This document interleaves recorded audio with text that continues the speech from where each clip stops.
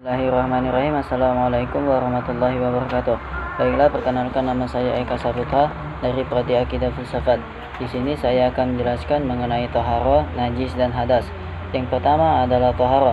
Toharo menurut bahasa berarti bersih, suci, terbebas dari kotoran, hadas. Sedangkan menurut syarak, toharo adalah mengangkat atau menghilangkan penghalang yang timbul dari hadas dan najis. Macam-macam toharo. Secara umum, toharo dibagi menjadi dua, yaitu toharo ma'nawiyah dan toharo hisiniyah. Toharo ma'nawiyah adalah toharo hati atau rohani, sedangkan toharo hisiniyah adalah toharo badan atau jasmani. Toharo ma'nawiyah adalah toharo yang paling utama dibandingkan toharo hisiniyah, karena toharo hisiniyah tidak bisa dilakukan jika hati kita belum bersih. Yang berikutnya adalah sarana toharo. Sarana toharo ini adalah alat-alat yang digunakan dalam bersuci. Terdiri dari dua macam, yakni air dan bukan air. Alat lain selain air yaitu debu, kertas, tisu, dan lainnya juga. Tata cara toharo. Yang pertama adalah mandi wajib. Mandi wajib adalah mensucikan diri dari hadas besar dengan membasuh seluruh badan dengan menggunakan air. Yang berikutnya yaitu yang kedua adalah wudu. Wudu adalah menghilangkan hadas kecil, seperti hendak melakukan sholat. Rasulullah SAW menganjurkan umatnya untuk selalu menjaga wudhu dan menyempurnakannya. Yang kedua adalah najis. Najis berasal dari bahasa Arab yang artinya kotoran, dan menurut istilah adalah suatu benda yang kotor yang mencegah, sehingga mengerjakan sesuatu ibadah harus dilakukan dengan cara berwudhu dulu. Yang kedua adalah macam-macam najis. Yang pertama najis mukhaffafah, yaitu adalah najis ringan, najis mutawassithah, najis sedang, dan najis mughallazah, najis besar. Yang berikutnya adalah hadas. Pengertian hadas.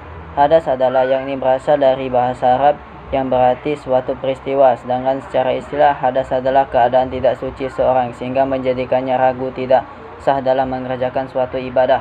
Macam-macam hadas terbagi menjadi dua, yakni hadas kecil dan hadas besar. Yang berikutnya yaitu pembahasan mengenai sholat. Pengertian sholat. Sholat secara bahasa adalah melakukan atau beribadah seperti sedangkan secara lahiriah, sholat berarti beberapa ucapan dan perbuatan yang dimulai dengan takbir dan diakhiri dengan salam.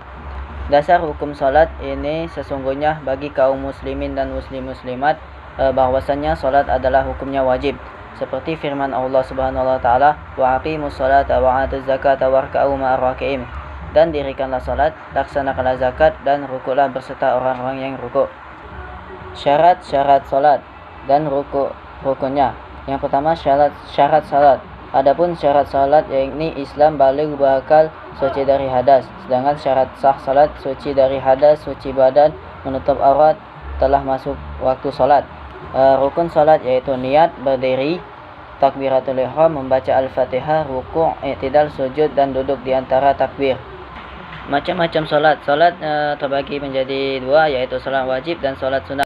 Selanjutnya yaitu pembahasan mengenai haji dan umrah. Pengertian haji menurut Kamus Bahasa Indonesia adalah rukun Islam yang kelima, kewajiban ibadah yang harus dilakukan bagi orang Islam yang mampu dengan mengunjungi Ka'bah. Dasar hukum haji. Dasar hukum haji ini terdapat dalam surat Al-Imran ayat 97. Walillahi 'alan nasi hajjul baiti man istata'a ilaihi sabila. Mengerjakan haji adalah kewajiban manusia terhadap Allah, yaitu bagi orang yang sanggup mengadakan perjalanan ke Baitullah.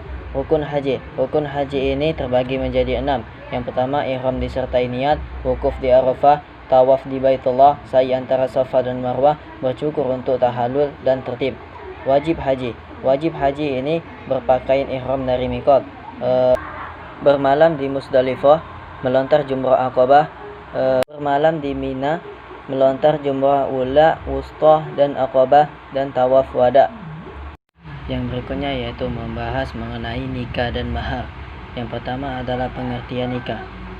Pernikahan atau nikah artinya adalah bercampurnya atau menyetujui. Menurut istilah lain juga dapat berarti ijab qabul, yang mengharuskan perhubungan antara sepasang manusia yang diucapkan oleh kata-kata yang ditunjukkan untuk melanjutkan ke pernikahan. Dasar pernikahan. Dasar hukum pernikahan dalam Islam adalah Al-Quran dan Sunnah, seperti terdapat dalam surah An-Nisa ayat pertama.